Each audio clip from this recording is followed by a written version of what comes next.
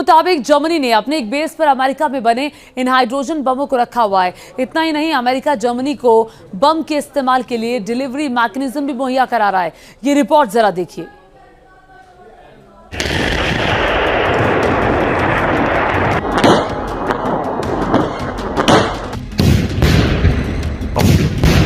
अब तक आपने थर्मोबेरिक बम से खंडहर बनते यूक्रेन की कई तस्वीरें देखी होंगी।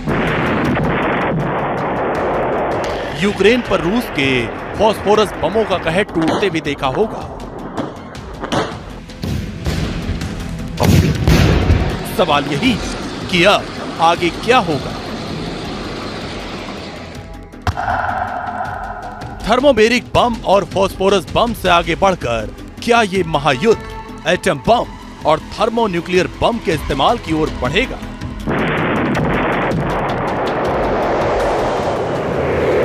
अच्छी खबर नहीं है। एक तरफ पुतिन अपने प्लान के कामयाबी के लिए किसी भी हद तक जाने को अड़े हैं, तो दूसरी ओर लड़ाई का फोकस अब बर्बाद होते यूक्रेन से हटकर नेटो की तरफ शिफ्ट होता नजर आ रहा है।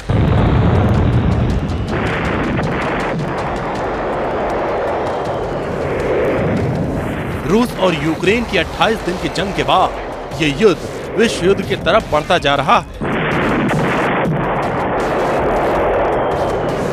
लिहाजा सभी देशों ने अपनी तैयारियां शुरू कर दी हैं, खासकर यूरोपियन कंट्रीज में।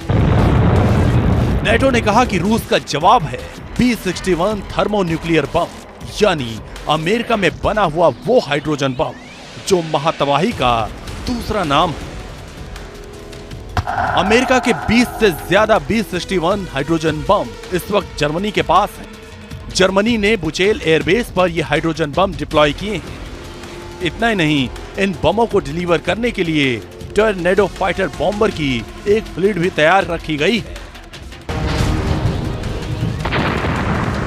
यानी रूस के हमलों के मद्देनजर अगर एटॉमिक वॉर जैसे हालात पैदा होते हैं तो नेटो देश एटॉमिक हथियारों का मुंहतोड़ जवाब देने के लिए तैयार है। ये तो एक हिदायती कार्रवाई है रशिया को संकेत देने के लिए कि अगर वो कोई न्यूक्लियर हथियार इस्तेमाल करेगा तो उसका जवाब भी माकूल तरीके से दिया जाएगा। न्यूक्लियर हथियार डेटरेंट हैं, लड़ाइयों को रोकने के लिए हैं और वो अपना काम ठीक कर रहे हैं। मुझे नहीं लगता है, क्योंकि सब डरते हैं जिससे न्यूक्लियर हथियार इस्तेमाल होंगे। आज से 77 साल पहले सेकेंड वर्ल्ड वॉर में दुनिया दूसरे बम का कहर देख चुकी है, जब 2 परमाणु बमों के प्रहार से एक झटके में लाखों लोग मारे गए थे और दशकों तक उन परमाणु रेडिएशन का असर देखा गया था।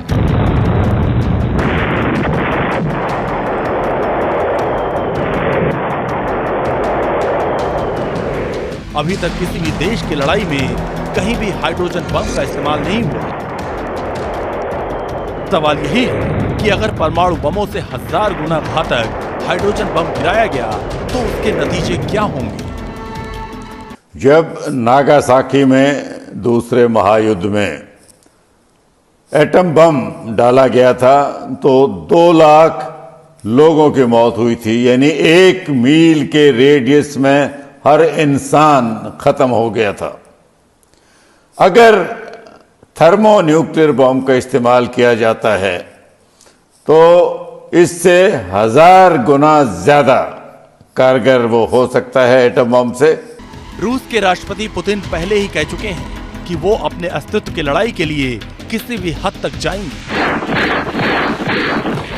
पुतिन पहले ही अपने न्यूक्लियर फोर्स को एक्टिव कर चुके हैं।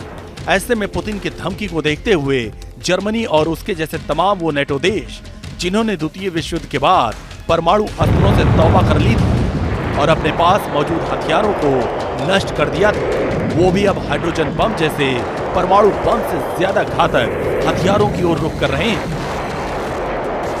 अमेरिका जर्मनी को न सिर्फ B-61 जैसा हाइड्रोजन बम दे रहा है, बल्कि वो इसका डिलीवरी मैकेनिज्म भी जर्मनी को मुहैया करा रहा है।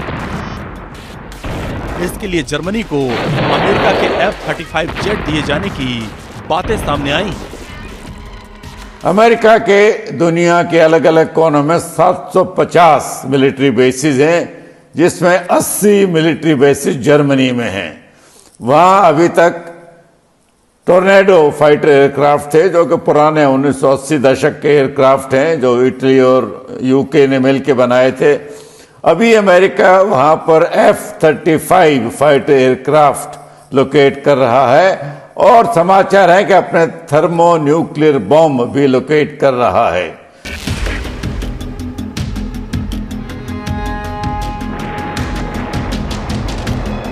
दरअसल F-35 और B-61 हाइड्रोजन बम का खतरनाक कॉम्बिनेशन एक मुकम्मल घातक हथियार बनाता है। अमेरिकी F-35 विमान हाइड्रोजन बम को किसी भी हालात में कहीं भी गिराने में सक्षम है।